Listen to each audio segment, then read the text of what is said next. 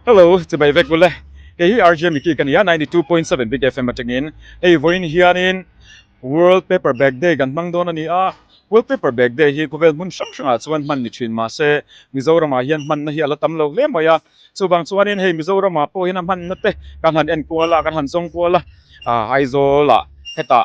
school chen khat te chuan lo manga ama ro chu kan rem chan danin heta government Chawnpui Model Primary School hianin thatak mai na lo mang thin ti te kan an sia so bang chuan an school ate kan kala an activities te angin nge he hun hian lo man thin ti te kan enin kan bel chiang don ani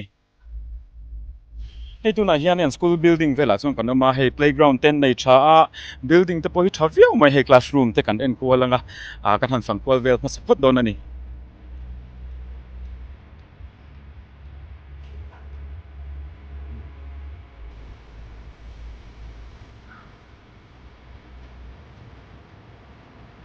Arlal Pian Thanga, Headmaster, Govt Chawnpui Primary School, Kania. In school hian naupang zatile somni nayin class KG1 atanga class 4 king zirna in ania. Kan school hian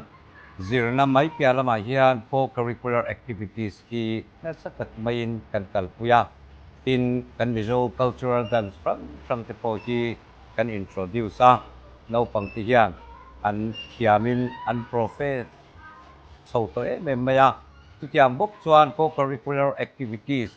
kan nei hui chi sang zinga paper hiate pai ral mai lo le ti bo ti ri ral mai lo kin hil changkai taka man dan te kan lo zir ti sira tiam chuan vo in ni hi kan siat angin World Waste Paper Bag Day ani titia ang ani ro pui tak lo thenga hian kini kan school no pangte po titia ang kan lo zirtir to thin mangchang kain chu ni ro pui tak mai chu kan mangdon ani ti chuan amai ro chu kindergarten 1 and 2 te hi chu an no pangdeu hlek awangin he khun kan man tura hian kan tir don lawa KG class 1 atanga class 14 boin ni chhuwa hian tuna tanga hun rei lo te he kun ki an mang don ani ti chuan kiam na sang an nei an tanen sang te hi pho chwa tumin te to patran lak puin he school hian ma alo la to thin ani chuan zawaya he ni mang tu te zong World Waste Paper Bag Day chỉ vậy cái bộ viết chua đủ sạch là cái làn theo bộ cái chữ. Sunny, it's okay. I hope you can be able to show cultural dance.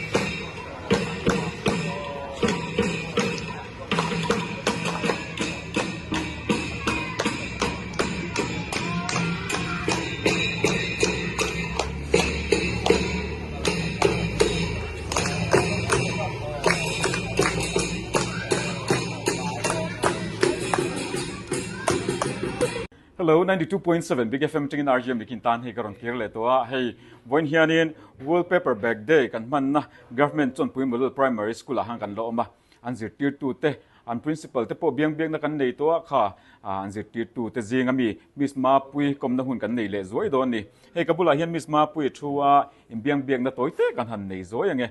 Miss Ma Pui hei World Paper Bag Day hi ti hianin hei kumin hian kan han hmang ani kum danga te hianin no pang te hi tia hei activities ang chi hetiang ang chi lampang in zirtir na thil hei plastic man lo chungchang te paper bag a thlak tur chungchang te po hei Mizoram chunga kalpui na sato khang kha zirtir na le enge lo kalpui to na te khain neem pasula hi chuan car khata hian hei Tuesday Wednesday ni lai ni mo hi CCA co-curricular activities kan hang shim ta chu i tun ma tang khan intinan hi la phia ang ti te po meeting ang te mo khate ang ti ba ka to paper ang ti kan kal pi tho ta ni chu mo envelope te po kan sam chin ta tu mat pe chu hei nge kha nang mo kan ti thin amaro chu tu da hianin i nge kan kal gan tle min kan her dang lam me ka he abiga patina ang chi kamo costless to anti thina wang hian he teaching aids shim hi a costless he man nei lo tur ani wang kha he tuna veni apel arem chang ka ti paper de anga khani he paper kan ti always kan pe lo ta kan khol dek shim ta ni so veni rong kal don den sen point he kami paper mang kha ni nge ti sang sang an siam phe la kha tun ma kan local pi do da ta ka pa tha ka to ani chon hei primary school sang hi tuna hian hei aizol de po ma Chawnpui Primary School hi alar em he English medium school than tia hei private school English medium at po lu du loi nu le pa pon Chawnpui Primary School an lu tir deuh thap zelan tia student point nga nin kan lo sia hemi chungchang hain in chuang viau te pon ka ringa in chuan na thamani pon ka sia ege hemi chungchang hain soidu te neem odi e kan school hi ni e sang hi le sa ka zoga sum preta din ta i sang ni le panga tang khan English medium hian officially chon kan kalpi lo ta ni ma se a medium ang hi chu sang ni le panga tang khan in kan kalpi char ta mo tuna hian no pang chani le sum thi kan nei ta kan enrollment hi chu a tharenga i ne sele soi no i tuna ya nu le pa den hei private school a sum tam tak se ngi angkal pi ta angkal tir ta amaro chu i nge kan school hi nge government school shim ti te ang ke ba ni school lo po i helai i aizol i west lama po hian school thado do government school thado do he atamani i chawang chani nu le pati po hian ni e zirna tha kan nu ni chuan kan pate i school kan lu tir na hi ni en shat chana ngai ka tia i man choi kan bakal tir pak na kha amada sana wang khan a tha chuang lo kan zirti na kal pui dan hi ni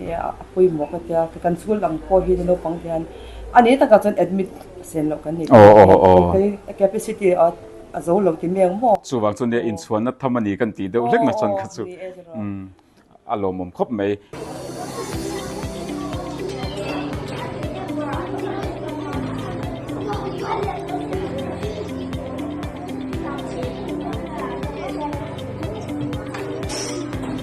Tidak akan saya bukan cuma tidak dulu lepasan. Mungkin bagian saya untuk saya lalu mungkin bagian dalam dulu. Paper bag kamu apa ni? Seperti itu bag dalam kamu buat apa pun ini saya mana saya tahu ni. Oh,